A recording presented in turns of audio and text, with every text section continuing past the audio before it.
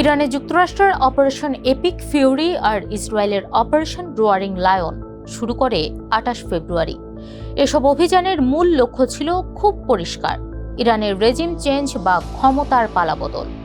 Ayatollah Ali খামেনিকে শেষ করে দিতে পারলেও শেষ পর্যন্ত পশ্চিমাদের রেজিম চেঞ্জের বাসনা পূরণ হয়নি। নিউ ইয়র্ক টাইমসের এক প্রতিবেদনে এবার উঠে এসেছে চাঞ্চল্যকর তথ্য। আলী খামেনির মৃত্যুর পর প্রেসিডেন্ট ডোনাল্ড ট্রাম্প ক্ষমতার মসনদে যাকে বসাতে চেয়েছিলেন তিনি আর কেউ নন, সাবেক প্রেসিডেন্ট মাহমুদ আহমাদিনেজাদ। যে আহমাদিনেজাদ একসময় প্রকাশ্যে বলেছিলেন ইসরায়েলকে মানচিত্র থেকে মুছে ফেলতে হবে, সেই মানুষকেই শেষ পর্যন্ত সম্ভাব্য বিকল্প নেতা হিসেবে বিবেচনা করেছিল ওয়াশিংটন ও তেল আবিব। ইরানে মার্কিন অভিযানে আয়াতুল্লাহ আলী খামেনিকে হত্যার পরপরই ট্রাম্প বলেছিলেন, ইরানের ভেতর থেকেই কেউ নেতৃত্ব নিলে সেটাই সবচেয়ে ভালো হবে। তখন অনেকেই মন্তব্যটিকে কূটনৈতিক ভাষা বলে মনে করেছিলেন, কিন্তু নিউ ইয়র্ক টাইমসের দাবি এর পেছনে ছিল আরও বড় পরিকল্পনা। ইসরায়েলি গোয়েন্দা সংস্থা মোসাদের তৈরি বহুস্তরীয় এক ছকের অংশ ছিল ইরানের ধর্মতান্ত্রিক সরকারকে উৎখাত করা। সেই পরিকল্পনায় আহমাদিনেজাদকেও আগেই সম্পৃক্ত করা হয়েছিল বলে দাবি মার্কিন কর্মকর্তাদের। যুদ্ধের প্রথম দিনই তেহরানে আহমাদিনেজাদের বাড়িতে হামলা চালায় ইসরায়েল। সেই হামলার উদ্দেশ্য ছিল তাকে হত্যা করা নয়, বরং গৃহবন্দিত্ব থেকে মুক্ত করা। মার্কিন কর্মকর্তাদের দাবি, ওই হামলায় আহমাদিনেজাদ সামান্য আহত হলেও জেল থেকে মুক্তি পেয়েছিলেন। মার্চ মাসে আটলান্টিকে প্রকাশিত একটি নিবন্ধে বাড়িটিতে হামলার ঘটনাকে একটি জেল পালানোর অভিযান বলে উল্লেখ করা হয়েছে। আহমাদিনেজাদের এক সহযোগী বলেন, ইসরায়েলের ওই হামলার পর আহমাদিনেজাদ বুঝতে পেরেছিলেন যে বিমান হামলাটি ছিল তাকে মুক্ত করার একটি অভিযান, কিন্তু তিনি গৃহবন্দিত্ব থেকে পালাতে সক্ষম হলেও শাসন পরিবর্তনের পরিকল্পনা নিয়ে আশাহত হন এবং পশ্চিমাদের সহযোগিতা করতে অস্বীকৃতি জানান। এরপর থেকে তাকে আর প্রকাশ্যে দেখা যায়নি। তার বর্তমান অবস্থান বা শারীরিক অবস্থা নিয়েও স্পষ্ট কোনো তথ্য নেই। ওই হামলার পর ইরানি গণমাধ্যমে প্রথম দিকে তার মৃত্যুর গুজব ছড়িয়ে পড়ে। পরে জানানো হয় তিনি মারা যাননি, বরং তার তথাকথিত দেহরক্ষীরা নিহত হয়েছেন। কিন্তু বাস্তবে তারা ছিলেন ইসলামিক রেভলিউশনারি গার্ড কোরের সদস্য, যারা একদিকে তাকে পাহারা দিচ্ছিলেন, অন্যদিকে নজরবন্দিও করে রেখেছিলেন। স্যাটেলাইট ছবিতে দেখা যায় তার বাড়ির প্রবেশ মুখের নিরাপত্তা পোস্ট পুরোপুরি ধ্বংস হয়ে যায়। সবচেয়ে বড় প্রশ্ন এখানে, কেন এমন একজন মানুষকে বেছে নিতে চাইল যুক্তরাষ্ট্র ও ইসরায়েল, যিনি একসময় আমেরিকা বিরোধিতা ও ইসরায়েল বিরোধিতার প্রতীক ছিলেন?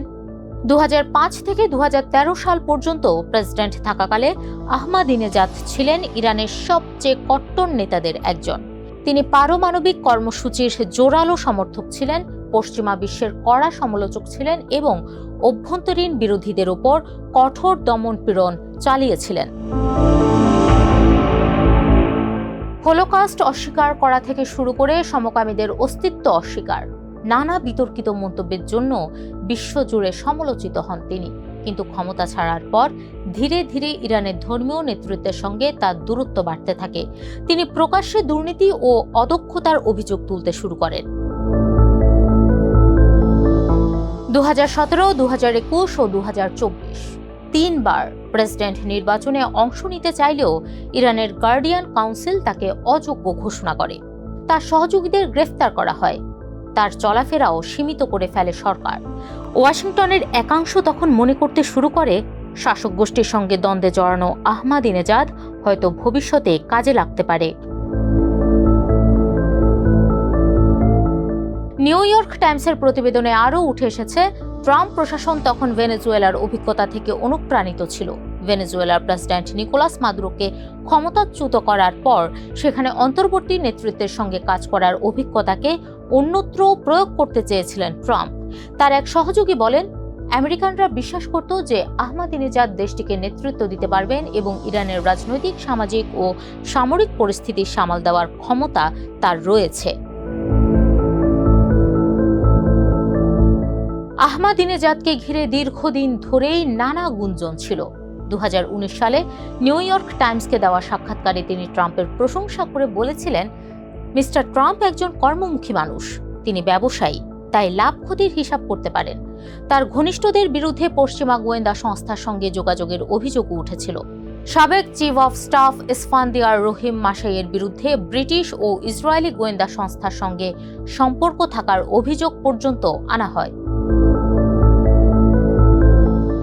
গত কয়েক বছরে আহমাদিনেজাদের বিদেশ সফরও নতুন জল্পনা তৈরি করে। 2023 সালে তিনি গুয়াতেমালা সফর করেন। 2024 ও 2025 সালে যান হাঙ্গেরিতে, যে দেশটির প্রধানমন্ত্রী ভিক্টর অরবানের সঙ্গে ইসরায়েলের প্রধানমন্ত্রী বেনিয়ামিন নেতানিয়াহুর সম্পর্ক খুবই ঘনিষ্ঠ। নিউ ইয়র্ক টাইমস বলছে, ইসরায়েলের মাস্টার প্ল্যান ছিল কয়েক ধাপে। প্রথম ধাপে ছিল যুক্তরাষ্ট্র, ইসরায়েলের বিমান হামলা এবং ইরানের শীর্ষ নেতৃত্বকে হত্যা, একই সঙ্গে কুর্দি গোষ্ঠীগুলোকে সক্রিয় করার পরিকল্পনাও ছিল। দ্বিতীয় ধাপে তথ্যযুদ্ধ ও প্রভাব বিস্তারের মাধ্যমে ইরানের রাজনৈতিক অস্থিরতা তৈরি করা হতো, যাতে সাধারণ মানুষের মধ্যে এই ধারণা জন্ম নেয় যে সরকার নিয়ন্ত্রণ হারিয়ে ফেলেছে।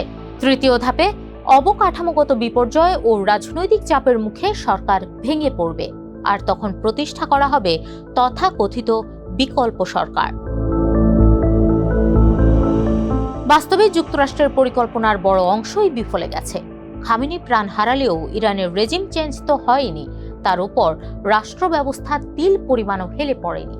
প্রত্যাশিত গণ অভ্যুত্থান হয়নি, কুর্দি বিদ্রোহ বড় আকার নেয়নি, বরং ইরান দ্রুত নতুন নেতৃত্ব গঠন করে পরিস্থিতি সামলে নিয়েছে।